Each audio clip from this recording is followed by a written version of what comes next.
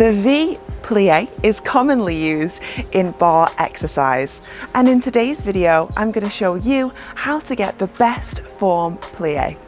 Hi everybody, I'm Gabby and welcome back to TaylorToned. This series is all about how-tos of exercise moves from Pilates and Barre. If you've not hit subscribe, do that right now, and if you want a full body workout, head back to my YouTube homepage after you've watched this. Start by bringing your legs together so your heels and toes are connected. Then I want you to keep your heels together and you're going to turn out through the feet, so just the toes move, and take them into a 45-degree angle. It's really important that you don't overly turn out the feet here because that will damage your knees later on. Pop your hands on towards your waist, and now I want you to pull your abdominals in. The belly button comes to the spine, the shoulders roll down, and the crown of the head goes up towards the sky. Find a breath. Inhale in. As you exhale, the knees dive over the second and the third toe. The tailbone, the pubic bone, pulls down to the floor, and all four corners of your feet stay grounded on the floor. Inhale.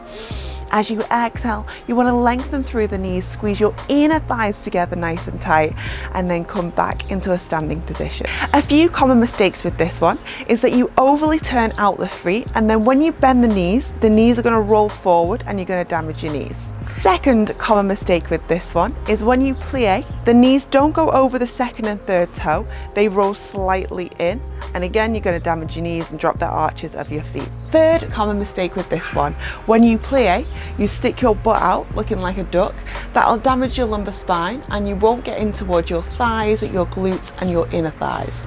So make sure the tailbone, the pubic bone is pushing down towards the floor and you keep a neutral spinal alignment. Fourth common mistake with this one is when you plie, you hinge the weight too far forwards or too far backwards. You want to imagine your body is in between two panes of glass and you're sliding down in between the glass and then sliding up in between the glass.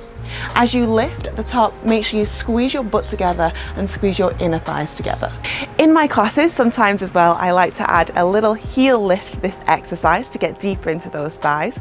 So if you're going to take this, I want you to bend the knees, and then you're going to lift the heels so they come 2 inches away from the floor. Connect the heels together. This will get into your pelvic floor and your abdominals, and then drop down, still making sure the knees are going over the top of that second and third toe. That's it from today's tutorial. If you would like to know how to do any other Barre or Pilates moves, comment down below and tell me. Head over to my website www.TaylorToned.com and join my mailing list to get a free workout plan and keep up to date with all the latest news. See you again next time. Bye.